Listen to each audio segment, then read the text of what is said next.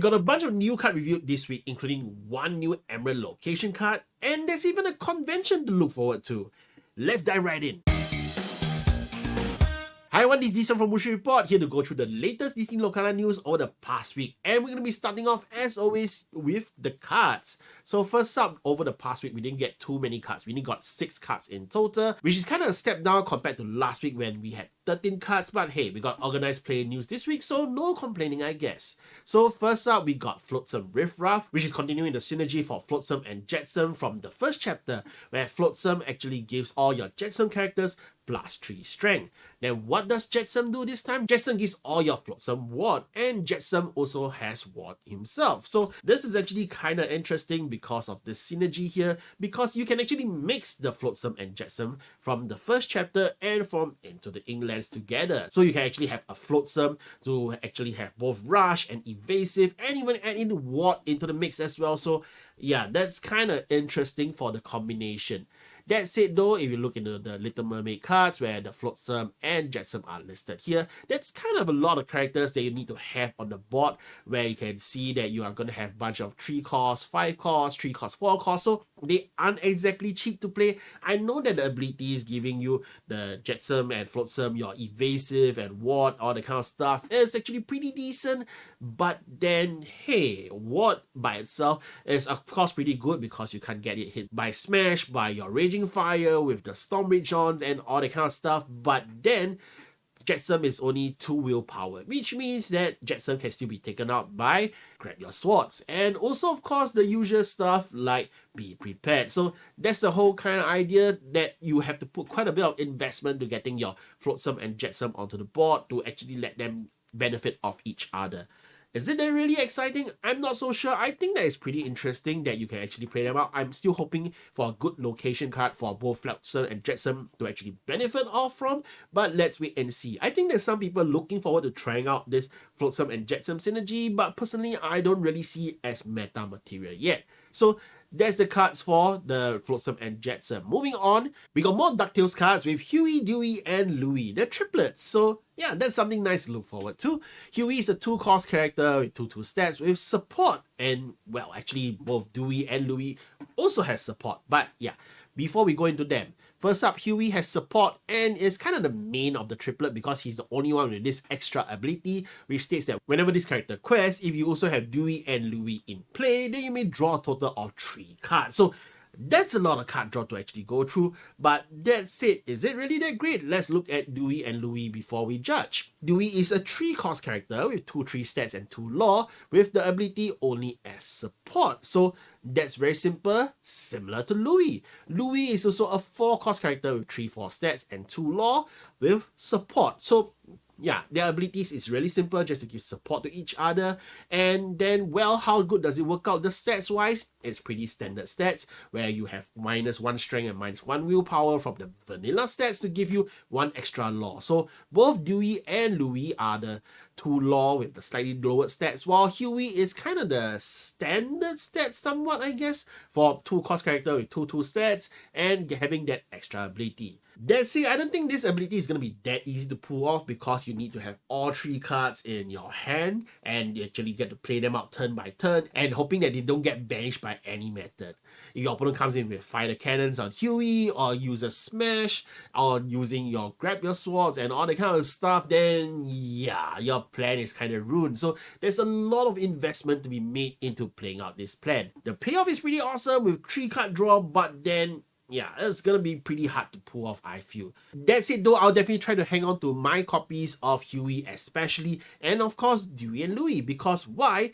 This ability here for having Dewey and Louie in play is similar to how Jetsam and Flotsam work, where you just need to have the character in play. So it doesn't have to be this specific Dewey and Louie, it can be other Dewey and Louie that might not be released at the moment, but they could be coming in a couple sets later down. So then at that time, you will revisit this Huey and you'll wish that you had more copies of Huey. So yeah, maybe they'll come up with some very nice versions of Dewey and Louie that might have ward, so they won't have these issues that I mentioned earlier on, that they could get taken out quite easily. Then hey, maybe that time is going to be a really good combo. But for now, Huey, Dewey, and Louie are pretty okay, mid-ish. I don't really expect them to see being that good in the meta, but yeah, DuckTales cards in general, including the Scrooge McDuck previously shown, them I think all 4 of them are kind of mid. I don't really expect them to see too much play at the moment, but maybe they can work out nicely as team decks, especially for Huey, Dewey, and Louie. Having all 3 in play, I think that definitely deserves extra Lorcana League points. So that's it for the triplets. And finally, the last card review we got this week is Fang River City, which, by the way, on the wiki, we have a nice vertical and horizontal option, so you can read the card out. Fang River City is a 4-cost Emerald location card with a 2-cost for moving your characters into Fang River City. And Fang River City is actually pretty awesome. It has the ability that states that all your characters gain Ward and Evasive while here. Furthermore, Fang River City actually has 2 lore and 6 willpower. 6 willpower is actually pretty good, other than an example of Maui. Otherwise, it's not really that easy to just outright deal out 6 damage at one go to this location card. So you can actually get it in play, and the following turn, you already get your extra 2 lore from it directly, and also hopefully give some of your characters the Ward and Evasive to make good use of it. But that said, it's kind of costly to play this Fang River City, which is why it's perfect for this other previous card that we got, Jim Hawkins, to come in. Because Jim Hawkins, when you play him, you actually get to play a location card with cost 4 or less, which, hey, Fang River City is a 4-cost location card. And furthermore, when you play a location card, your Jim Hawkins can move there for free. So just play out your Jim Hawkins, then you can get to play your Fang River City for free, move Jim Hawkins straight away into Fang River City, and Jim Hawkins becomes a 5-cost character with 4/4 stats, with 2 lore, with Ward and Evasive. So that's actually really very strong. And so I think that this card combo where it works out very perfectly is kind of what was probably intended as one of the main combo ideas for Disney Lorcana in this set. That being said though, is it really that great? I don't know. We need to see if there's more cards that make the location cards really worthwhile to play, especially the synergy for Emerald and Ruby is not exactly one of the main in combos that you see regularly in the tournaments, but yeah. We need to wait for more cards for Into the Inklands and see if there's even better location cards that will make Jim Hawkins' ability even more worth it. So that's the whole idea for the card reviews for this week. That said though, if you actually come over to what I have on social media, we got a total of 27 cards reviewed, and there's actually quite a lot more cards to go through. 177 cards left to go, not even including the Enchanted, with 34 days left to go to the Into England release. That's actually a total of 5 cards at least per day to review, but I don't think we're getting there. We'll probably be getting the whole rush of card news at the very final week again. So yeah, that's stuff to look forward to. But hey, that's what Mushu Report is for, right? So yes, that's all the card news. Moving on, of course, we have the organized play news with the set championship, the world championship, and all that kind of stuff. I already did another video on this earlier on in the week, so just go and check that out. I think that this organized play news is definitely really great. There's a world championship now that for all the tourney, all the sweat players, they really just want to play big events, then yeah, this is definitely great news for everyone. The set championships, starting out with the Into the England championships with this Stitch Rockstar with the Enchanted promo card, is definitely really nice news for everyone to take note of. And if you haven't heard yet, then yes, it's for the top 4 players for the Stitch promo card. So that actually make the cards hopefully a lot more accessible and let a lot more people who just want to complete their whole collection be able to get their hands on the card. And that's all the news for this week. That's it though, we have news for next week with the Nuremberg Toy Fair, or also known as the Spill Warren Messe. I hope I pronounced that correctly. That is coming up next week from January 30th to February 3rd, which is a Tuesday to Saturday. Kind of a weird thing for a convention that they're not including Sunday, but hey, let's just see how it goes. So for anyone who's not familiar from last year, if you weren't here yet, then yeah, Lorcana actually took part in the Nuremberg Toy Fair 2023 last year, and that's where we got to see the first booth, the first convention booth for the very first time for Disney Lorcana. They had some nice artwork where we could see your Aurora, your Hades, with your Mulan all over at the booth. So we didn't get any new cards at the time because these cards were actually already reviewed from the product releases, the info, we got it from there. So yeah, these were new cards, but hopefully they'll be actually featuring some new cards at the booth this year, and we can maybe get some card news from there.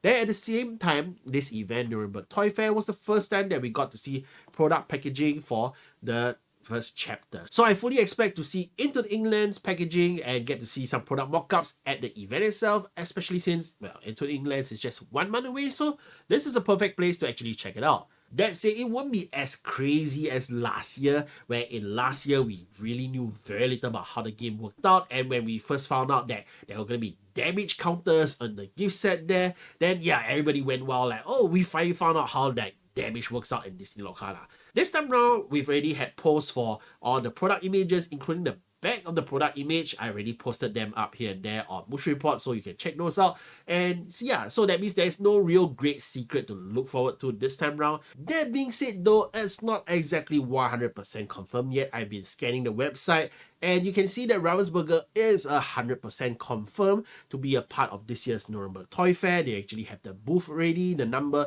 it will be in Hall 12, stand A12 to D13. So that's the idea, but that said, the convention, the exhibitor info there doesn't state a single word on Lorcana, and I even checked for their events for what's happening on at Nuremberg Toy Fair, and there's zero mention of anything Lorcana or anything by Ravensburger at all. So yeah, kind of keeping your expectations there that if you go there, it's definitely just something more to kind of see the packaging and maybe get to try your hand at some games. Hopefully they'll run some tutorials, and then you may be actually getting to meet the game designers, because Steve Warner just posted this statement on Discord where he's saying that he's going traveling for a few days, which, well, it kind of ties in nicely in Nuremberg Toy Fair, and Steve Warner has been known to travel to quite a lot of the conventions where he likes to meet all the players. So yeah, this is definitely something to look forward to if you're going to be going to the Nuremberg Toy Fair, maybe at the area, then you want to meet some of the game designers for Disney Lorcana. This is the perfect place to actually go over and yeah, get to meet them, and maybe if you're lucky, get to play a couple of games against Steve Warner. So that's something to look forward to for the upcoming week for Disney Lorcana. And that's about it. So that's about all the news that we got for this week. So I hope that everyone enjoyed this review over the past week news. And hey, of course, if there's any more news coming up, especially that Nuremberg Toy Fair, we get any photos and all that kind of good stuff, I'll definitely be having it all up on mushreport.com. So stay tuned to socials and just like and subscribe, and I'll definitely give you all updates as soon as I can. So hope everyone enjoyed this one. Thank you everyone for watching. This is D from Mush Report, signing out. Bye everyone.